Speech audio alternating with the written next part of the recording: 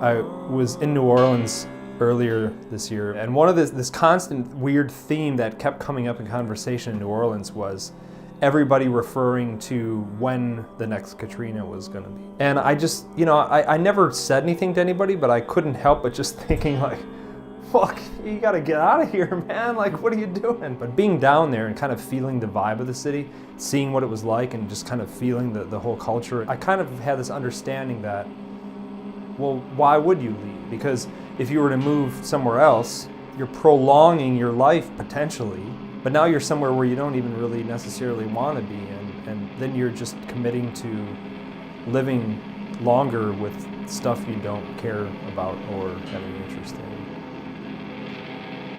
Can I bring a bottle and ice out here?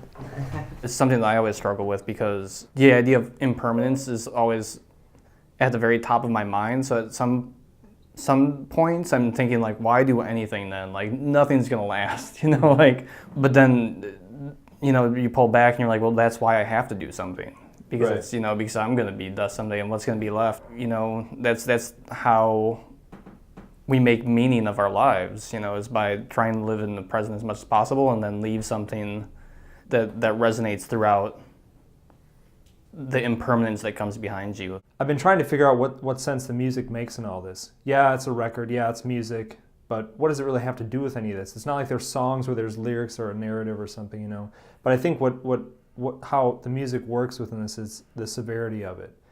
It's very hard, it's very raw, it's all acoustic, it's this very real thing, it's very gritty and hard and real.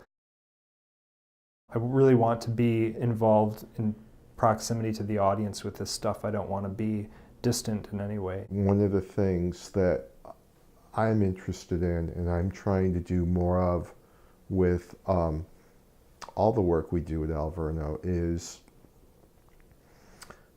find the work that really resonates with us, find the work that advances what Alverno Presents mission is, and then figure out what's the best way to do that, rather than say, I've got this venue, and we like to do these kind of things at this venue, but not everything we like fits in that space. Mm-hmm. So I can't do that thing because it doesn't fit where we do things.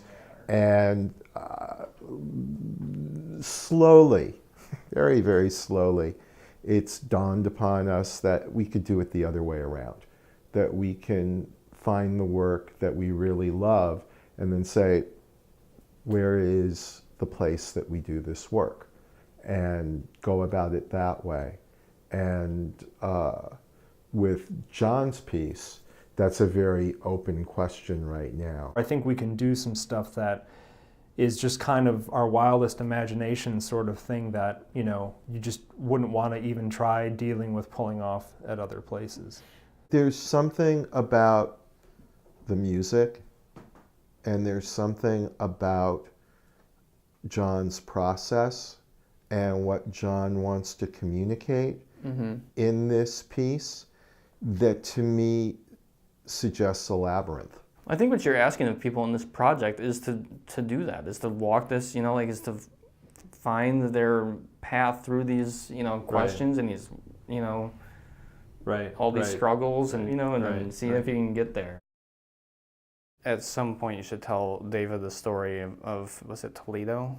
Got on this very strange bill that was totally inappropriate. That's the way it goes sometimes.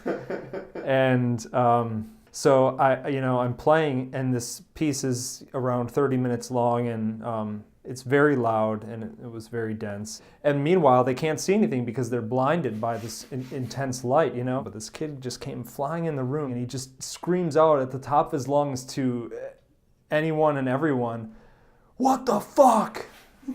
That's like the thesis at the heart of it all, It's like, stop for a second, look around, try to figure it out. Right.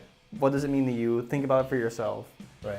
Because life is very often just a lot of loud noise and bright lights in your fucking face. It's like, deal with this, let's people. be clear. What the fuck indeed? That was a very good question he asked. He didn't give himself long enough to answer it.